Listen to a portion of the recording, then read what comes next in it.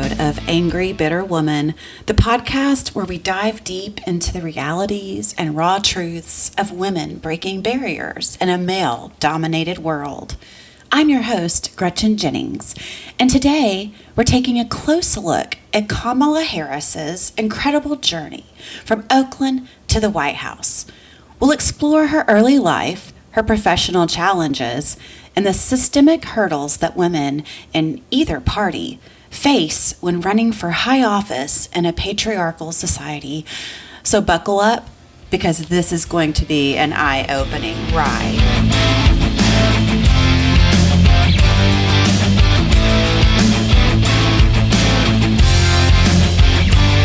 So let's start at the beginning, shall we? Kamala Devi Harris was born on October 20th, 1964 in Oakland, California, to Shyamala Gopalan Harris and Donald Harris. Her mother, Shyamala, was a trailblazing cancer researcher who immigrated from India. Her work on the effects of progesterone on breast cancer was groundbreaking. Her father, Donald, was an economics professor from Jamaica, known for his contributions to the field of economic development. And he was a black man. I've heard the opposition saying he was not black. I don't know what pictures y'all are looking at, but the pics I've seen of Professor Harris are definitely of a handsome Jamaican black man. Anyway, despite their professional successes, Shyamala and Donald divorced when Kamala was just 7. The pivotal moment meant that Shyamala had to balance her demanding career with raising Kamala and her younger sister Maya as a single mother. Shyamala's resilience and dedication were instrumental in shaping Kamala's values and ambitions. Kamala's early life in Oakland was marked by the city's vibrant cultural and political scene. Her mother made it a priority to involve Kamala and Maya in discussions about current events, which fostered Kamala's interest in public service. This upbringing laid the foundation for Kamala's commitment to justice and social advocacy. They even had to move to Canada for Shyamala's job.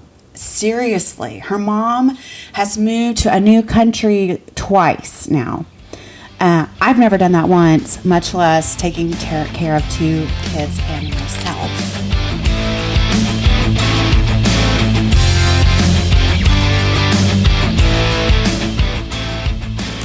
Fast forward to Kamala's professional journey.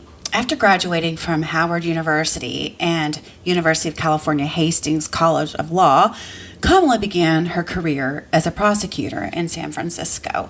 Her tenure as district attorney from 2004 to 2011 was notable, but not without controversy. Critics questioned her handling of the death penalty. Despite her personal opposition to capital punishment, Kamala's decision to seek the death penalty in certain cases was seen by some as a political move rather than a principled stance. Additionally, her approach to criminal justice reform faced scrutiny from those who felt her policies were not progressive enough. When Kamala became the Attorney General of California, the scrutiny intensified. Her office's handling of police misconduct cases and her defense of the 3 strikes law drew criticism. While she did not advocate for expanding the 3 strikes law, her defense of it was viewed as contradictory to her reformist agenda. Now for the scandal involving Kamala Harris and the allegations of an affair with former San Francisco Mayor Willie Brown. It is a topic that has been discussed in various media outlets, particularly during Harris's campaign for higher office. Here's a breakdown of the scandal and the context around it. The allegations center on claims that Kamala Harris had a romantic relationship with Willie Brown, who was a prominent political figure and served as the mayor of San Francisco from 1996 to 2004. The claims surfaced in public discourse and political commentary, often in a bid to undermine Harris's credibility. The specifics of the allegation include allegations that began circulating more prominently during Harris's campaign to higher office, particularly during her bid for the U.S. Senate and later for the vice presidency. It was part of political gossip and a large amount of the allegations were speculation rather than concrete evidence. Media outlets and political commentators suggested that her career benefited from her association with Brown. There are public statements, one by Willie Brown himself, and that he acknowledged that he had dated Kamala Harris in the past. In a 2019 op-ed for the San Francisco Chronicle, Brown confirmed that he had dated Harris in the mid-1990s. He also stated that their relationship was consensual and that Harris's career achievements were the result of her own abilities and efforts.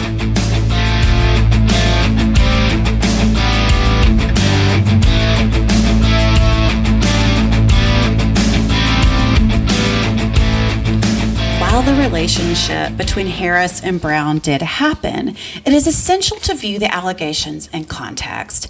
Harris's rise in political circles was not solely due to her relationship with Brown.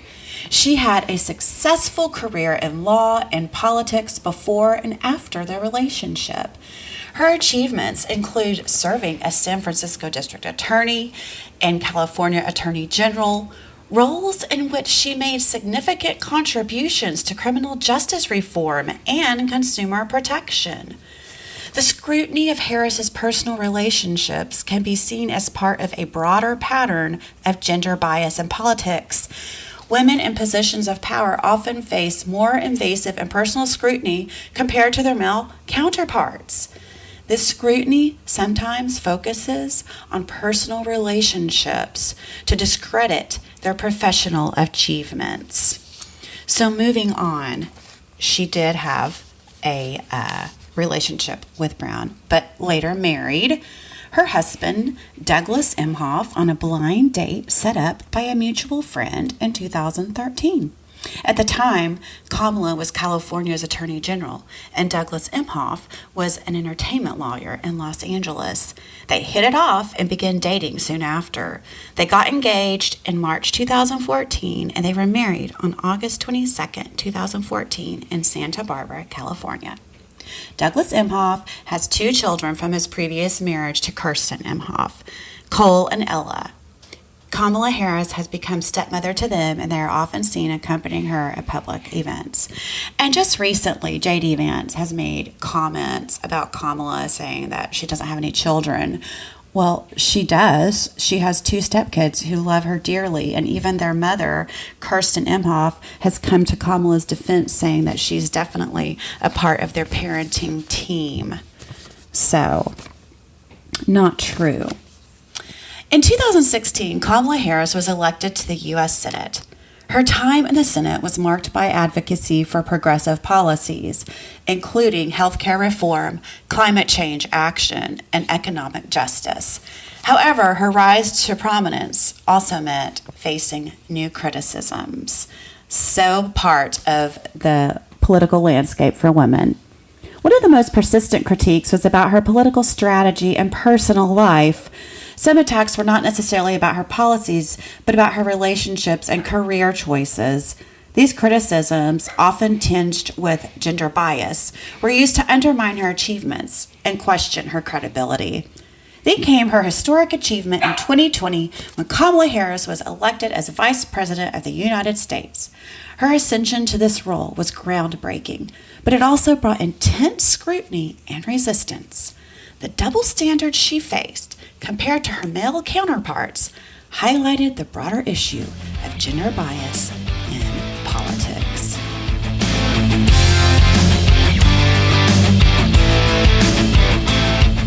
So now let's delve into the broader issue of gender bias. Kamala Harris's career exemplifies the systemic challenges women face when they step into high-profile roles. Historically, patriarchal systems have maintained control by undermining and scrutinizing women's achievements. This scrutiny is often rooted in jealousy and fear of women's empowerment. Patriarchal leaders perceive female advancement as a threat to their status, leading to resistance and dismissal of women's contributions. This dynamic is not new. I am struck by the women that disparage other women and hurl insults that aren't even related to politics. The first news source I heard reporting allegations on the Willie Brown scandal was on Megyn Kelly. Yes, Megyn Kelly, the same woman who was described by Trump as having blood coming out of her wherever, when she questioned him then about misogynistic behavior and statements during the debates she moderated. Religious interpretations have also played a role in shaping gender dynamics. Hopefully these interpretations are being challenged. However, if they're being challenged, then you'll see female leadership in your church, synagogue, or temple. Do you see it? I don't see many ladies allowed to preach down here in the South. I'm just saying. Despite the hurdles, and there will be many for this brave woman, the potential benefits of feminine leadership are substantial. Feminine energy brings qualities like empathy, collaboration, and inclusivity to leadership roles. Research shows that women in leadership positions often foster more inclusive and innovative environments. For instance, McKinsey & Company found that companies with more women in executive roles are 21% more likely to express above average profitability. Countries with higher female political representation, such as Norway and Sweden, consistently rank high in global happiness and quality of life. Additionally, women-led organizations often report higher levels of employee satisfaction and engagement. States with female leaders have shown advancements in crucial areas like healthcare and education. So if you're looking for a better quality of life, elect a woman.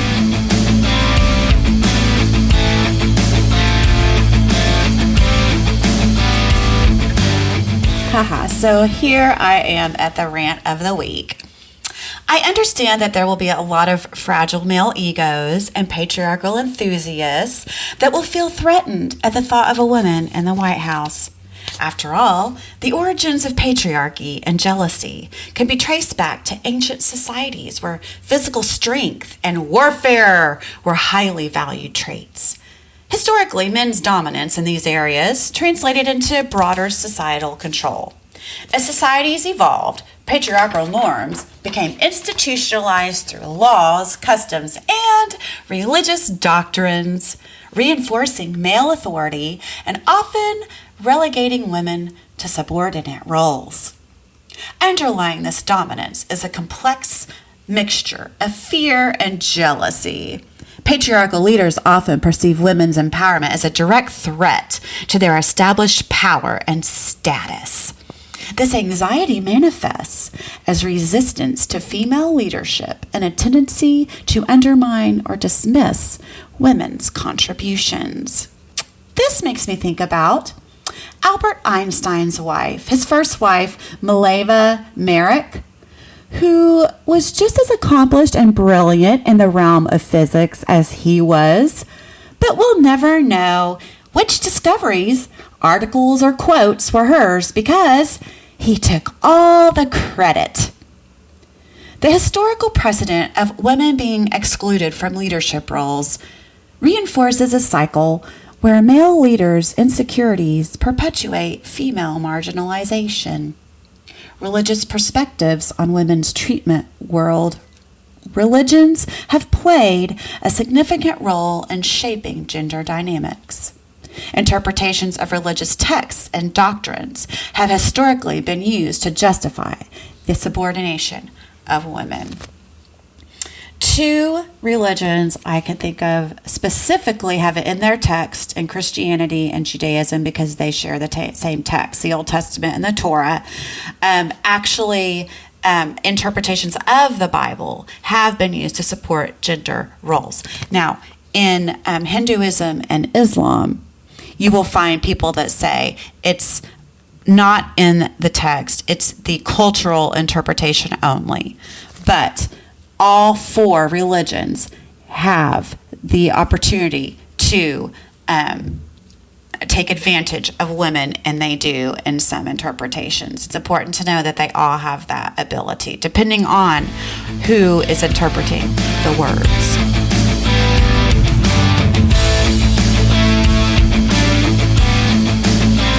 But what I have found as a person who was indoctrinated with Christianity at the age of, I guess, when I was able to speak, I consider Abraham the originator of all things misogyny in most of the world. So how about we judge a woman on her history and what she brings to the table like a man is judged? In this particular case, it includes a law degree, a practicing attorney for many years, elected to district attorney in San Francisco, elected to attorney general in California, and elected as a U.S. senator, and was a member of the Judiciary Committee. And when she questioned Brett Kavanaugh, that was where she really showed her abilities with, able to handle herself. And then also, as we know, the election of her as vice president of the United States. These were elected offices. So, to give her no credit on this, I don't know where that's coming from other than misogyny. And people are still comfortable saying she got to where she is because of engaging in sexual activity. BJ's specifically. For men, we say he did this or slept with these women while he was district attorney or while he was attorney general or vice president. But with Kamala Harris, it's been she did it to get there. Really? Jesus. She's clearly smart and accomplished enough with her own intellectual abilities. Her name wasn't Bush, Biden, Trump, or Kennedy, who have access to endless amounts of cash. She raised the funds herself. She rose through the ranks on her own. Think about it. That's truly badass.